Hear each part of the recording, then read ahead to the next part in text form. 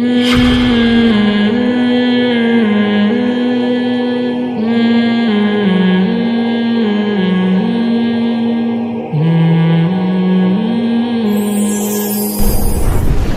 کو سمیٹ کے ختم کرتا ہوں.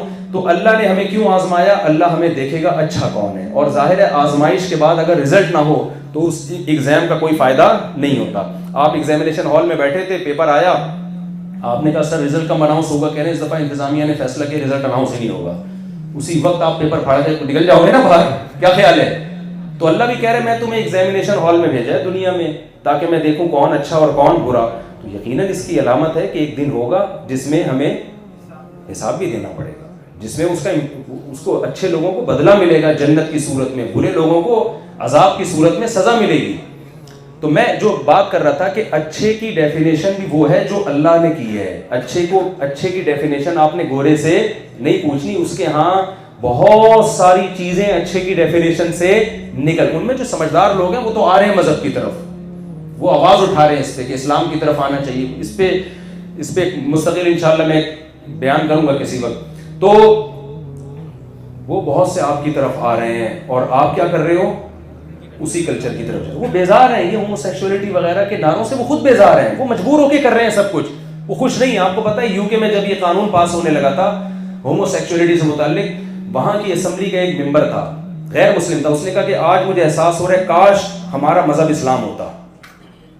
ہمارا مذہب کیا ہوتا؟ اسلام, تاکہ اس برے اور غلیظ قانون کو ہم اپنے کنٹری میں پاس نہ ہونے دیتے. لیکن کوئی مذہب نہیں ہے تو عقل سے ہم کیسے اس کے خلاف آواز اٹھائیں؟ عقل تھوڑی ہر جگہ انسان کو گائیڈ کرتی ہے. تو میرے بھائی, میں اور آپ کو اللہ نے پیدا کیا ہے آزمائش کے لیے. اللہ دیکھنا چاہتا ہے تم میں اچھا کون ہے اور برا کون ہے, اور اچھے اور برے کو ڈیفائن کس نے کیا ہے؟ اللہ نے. تو میں مختصر میں اچھے کی کچھ ڈیفینیشن, اسلام کسے اچھا کہتا ہے وہ بیان کر دیتا ہوں. 4 سے 5 منٹ لوں گا انشاءاللہ.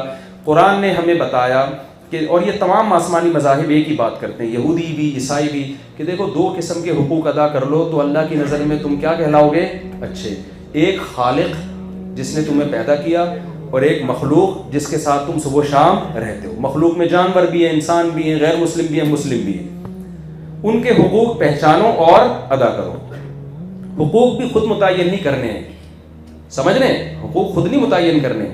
گورا بوڑھے ماں باپ کو اولڈ ہاؤس میں جمع کراتا ہے, وہ کہتا ہے ماں باپ کا حق ہے ہی نہیں کہ آپ ان کو گھر میں رکھیں. کوئی بات نہیں, جب گورنمنٹ نے ان کے لیے اچھے ادارے بنا دیے تو اللہ گورے کی اس بات کو ماننے کے لیے تیار نہیں. اللہ کہتے ہیں نا نا نا. نبی صلی اللہ علیہ وسلم نے فرمایا اس پر اللہ کی لعنت ہو جس کو بوڑھے ماں باپ ملے اور اس نے خدمت کر کے جنت اپنے اوپر واجب نہ کر لی ہو. تو وہ تو قرآن کہہ رہا ہے خود خدمت کرو, یہ کسی عیدی سینٹر کے حوالے مت کرو, کسی ٹرسٹ کے حوالے مت کرو ان کو. تو اچھا وہ ہے جس کی میں نے عرض کیا کہ جو خالق کے حقوق بھی ادا کرے اور مخلوق کے. اس کلچر میں خالق کو بھی انہوں نے ڈکشنری سے نکال دی. اکثر آپ نے ایک نعرہ سنا ہوگا کہ جی انسانیت پہلے ہے اور مذہب بعد میں. اس کے پیچھے خطرناک مقاصد ہیں. ہونا یہ چاہیے کہ خالق اور مخلوق کا رشتہ پہلے اور مخلوق کا آپس میں رشتہ بعد میں. سمجھا پا رہا ہوں؟ ماں باپ کا رشتہ اولاد کے ساتھ پہلے ہے, اولاد یعنی بہن بھائیوں کا آپس میں رشتہ ماں باپ کے بعد ہے. تو جس نے بنایا ہے وہ پہلے ہے, بلکہ مخلوق کا آپس میں رشتہ بھی خدا کے کہنے سے ادا ہو رہا ہے. وہ اور اسٹرانگ رشتہ بن جاتا ہے اگر ہم خالق کو مانتے ہیں. تو خالق کے حقوق کیا ہیں؟ سب سے پہلا حق یہ ہے کہ اس کے وجود کو مانا جائے. ڈارون سے آپ متاثر نہ ہو. سب سے پہلا حق بنانے والے کو مانے اور اس کی توحید کے قائل ہوں کہ وہ اکیلا ہے, اس کے ساتھ کوئی شریک نہیں ہے. صرف زبان سے کی حد تک نہ, یہ پریکٹیکلی بھی آپ مانیں. زبان کا مطلب بھی بہت سے کہتے ہیں خدا ہے ہمارا, پھر یا علی مدد بھی, یا رسول اللہ مدد بھی, یا غوث اعظم مدد بھی, قبر بھی مدد کرے گی. تو اس کا مطلب پھر اس تکلف کی ضرورت بولو. پھر اللہ کہتے ہیں پھر یہ تکلف کی ضرورت نہیں. کوئی خاتون جو ہے کہتی ہے میں آپ کی وائف ہوں, آپ کہتے ہیں بڑی خوشی ہوئی, تو شاپنگ کے لیے جا رہی ہیں ستار بھائی کے ساتھ, تمیز سے اس سے بات کر رہی ہیں, اور پھر کبھی ادھر گھوم رہی ہیں, کبھی اس کے ساتھ گھوم رہی ہیں. آپ کہتے ہیں بیگم بیوی تم میری ہو, گھر سے میری پرمیشن کے بغیر نکلتی ہو, پوچھنا ہوتا ہے تو ستار سے پوچھ رہی ہوتی. وہ کائنات والا لطیفہ سنا ہے آپ لوگوں نے؟ وہ ایک آدمی کی, سنا یار پرانا ہو گیا, ایک بندے کی شادی ہوئی نا, تو اس کی بہت ساری گرل فرینڈ تھی پہلے سے. تو اچھا سوری نہیں اس کی نہیں تھی یا تھی نہیں تھی ہمیں نہیں پتا، لیکن خیر اس سے جب شادی ہوئی ہے اس کی، تو وہ یہ کہنے لگا کہ اپنی بیوی سے کہتا ہے دلہن سے کہ آج سے تم میری کائنات، یعنی میری کل کائنات تم، وہ مقصد یہ نہیں تھا کہ کوئی گرل فرینڈ ہے، آج سے تم میری کائنات، تم میری راحت اور تم ہی میری فرحت ہو.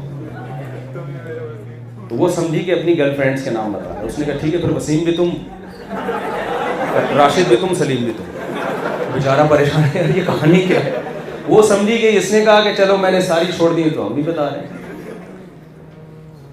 تو میں یہ عرض کر رہا تھا، کیا عرض کر رہا تھا یار، یہ بات ہی دماغ سے نکل گئی. یہ لطیفہ نے سارا وہ، ہاں میں عرض کر رہا تھا کہ اب آپ کسی کی بیوی جو ہے نا وہ ادھر ادھر گھوم رہی ہے، کبھی اس کے ساتھ کبھی اس کے ساتھ بیٹھی ہوئی ہے اور شاپنگ پہ نکلی ہوئی، آپ کو غصہ آ رہا ہے، غیرت آ رہی، یار مجھے لفٹ کرا نہیں رہی. تو آپ پھر کہتے ہیں کہ دیکھو میں تمہارا شوہر ہوں. بیگم کہتی ہے میں سچے دل سے ایمان لاتی ہوں کہ آپ میرے شوہر ہیں، لیکن آپ کو غصہ آئے گا بیگم یہ تکلف خدا کے لیے نہ کیا تھا. شوہر کا مطلب پھر بھائی ہسبینڈ والی محبت سے مجھے دو نا.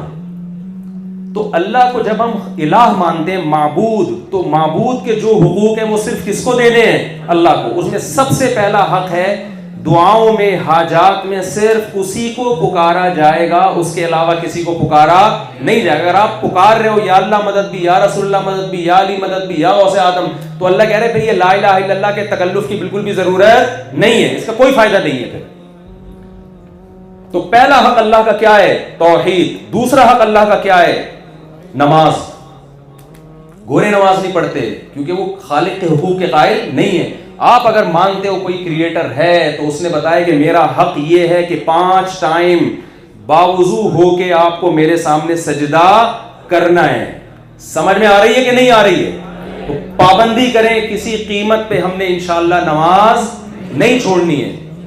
پھر اس کا حق ہے کہ سال میں 1 مرتبہ رمضان کا جب مہینہ آئے گا تو میری خاطر آپ نے 12 13 14 گھنٹے بھوک اور پیاس کو برداشت کرنا ہے، چاہے آپ کا کل پیپر ہو یا پیپر نہ ہو. صرف 2 لوگوں کو اجازت دی ہے، مسافر اور بیمار کو.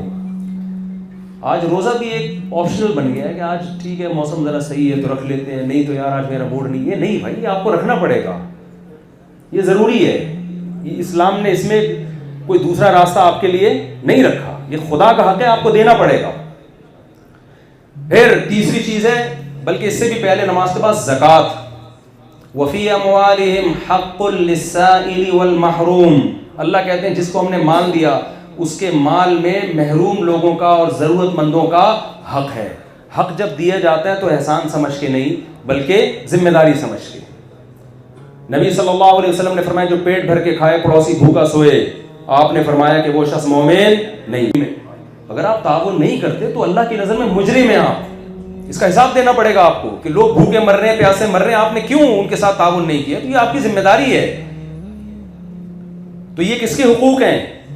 عجیب بات ہے، زکوٰۃ میں خدمت انسانوں کی ہو رہی ہے لیکن اللہ اس کو اپنا حق مانتا ہے، یہ انسانوں کا حق نہیں مانتا. تبھی سورہ دہر میں قرآن کیا کہتا ہے؟ انما نطعمکم لوجہ اللہ. ہمارے نیک بندے بھوکے کو کھلاتے ہیں اور کہتے ہیں ہم تمہیں خوش کرنے کے لیے نہیں کھلا رہے. لوجہ اللہ، کس کے حقوق ادا کر رہے ہیں؟ اللہ کے.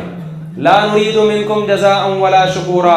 اسی وجہ سے ہم تم سے اس کا بدلہ نہیں مانگتے، شکریہ بھی نہیں مانگتے، تھینک یو کہنے کی بھی اجازت نہیں ہے، کیونکہ ہم کس کا حق ادا کر رہے ہیں؟ اللہ کا حق.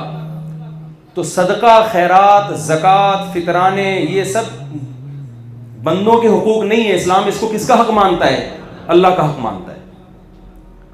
اور زندگی میں ایک بار حج، پیسہ آتا ہے، لوگ حج کے لیے بڑھاپے کا انتظار کرتے ہیں، سارے کاموں سے فارغ ہو جائیں گے تو جب جائیں گے. بھائی حج بھی ایک ذمہ داری ہے. جوان آدمی زیادہ اچھا حج کر سکتا ہے. جب آپ بوڑھے ہو جاؤ گے پھر تو دوسروں پہ بوجھ بنو گے نا آپ جا کے.